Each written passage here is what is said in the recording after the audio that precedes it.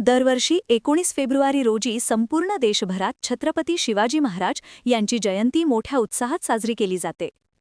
यंदा त्यांच्या जयंतीला सुमारे 395 वर्षे पूर्ण होत असल्याने विविध ठिकाणी कार्यक्रमांचे आयोजन करण्यात आले. छत्रपती शिवाजी महाराज हे पराक्रमी योद्धे व आदर्श शासक होते. त्यांनी नेहमीच प्रजेला न्याय व कल्याण यांना सर्वोच्च प्राधान्य दिले. जयंतीनिमित्त बेलापूर येथील शाहबाज गावात छत्रपती शिवाजी महाराज सेना हिंदुस्थान चे राष्ट्रीय अध्यक्ष तथा भाजप प्रदेश उपाध्यक्ष VJNT आघाडी महाराष्ट्र प्रदेश विजय चव्हाण यांच्या वतीने भव्य जयंती सोहळ्याचे आयोजन करण्यात आले. यावेळी शिवाजी महाराजांच्या प्रतिमेला पुष्पहार अर्पण करून त्यांच्या जीवन कार्यावर प्रकाश टाकण्यात आला. मोठ्या संख्येने नागरिकांनी कार्यक्रमात सहभाग नोंदवला. जय शिवाजी जय भवानीच्या घोषणांनी परिसर दुमदुमून गेला आणि उत्साहपूर्ण वातावरणात जयंती साजरी करण्यात आली.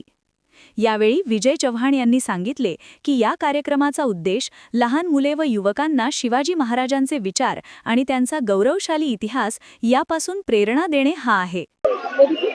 सर्वप्रथम छत्रपती शिवाजी महाराजांची आज जयंती आहे.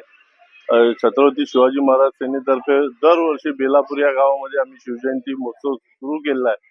तो मोठ्या उत्साहाने आम्ही ती साजरी करत असतो. मी तमाम शिवभक्तांना महाराष्ट्रातल्या, नवी मुंबईतल्या आणि देशातल्या मी खूप खूप शुभेच्छा देतो.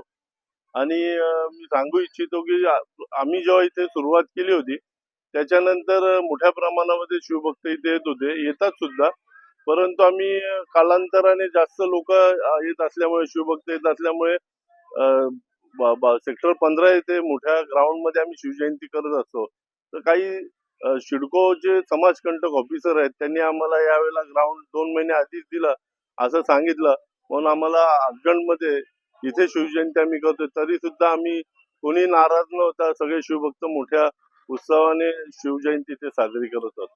आज जे शिवरायांची शिवजयंती आज साहेब गेली अनेक वर्ष इथे साजरी करतायत, तो अतिशय एक अभिमानास्पद गोष्ट वाटते. आणि मला असं वाटतं की शिवरायांची जयंती नुसती साजरी करून आपण होणार नाहीये. आपल्याला समाजामध्ये ज्या कोणी स्त्रिया आहेत, आपल्या माय भगिनी आहेत, त्यांचं सर्वांचं जिथे जिथे शक्य असेल तिथे ते रक्षण करणं हे आपलं प्रथम कर्तव्य आहे.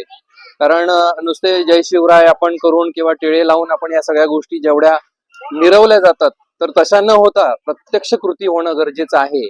आणि प्रत्येक स्त्रीचं रक्षण होऊन, आणि दादांनी जसं सांगितलं की आज शेतीचं रक्षण झालं पाहिजे, शेती लोकांनी न विकता ती पारंपरिक पद्धतीने केली पाहिजे. आणि इथेच खरं साधन आहे, इन्कमचं असणार आहे. आणि खूप आनंद वाटला इथे आल्यामुळे. जय शिवराय. माझं नाव रवींद्र देशमुख, मी प्रॉपर रत्नागिरीचा आहे. गेली 2 वर्ष खारघरमध्ये स्थायिक आहे. अमोल कांबळे, जनशक्ती, नवी मुंबई.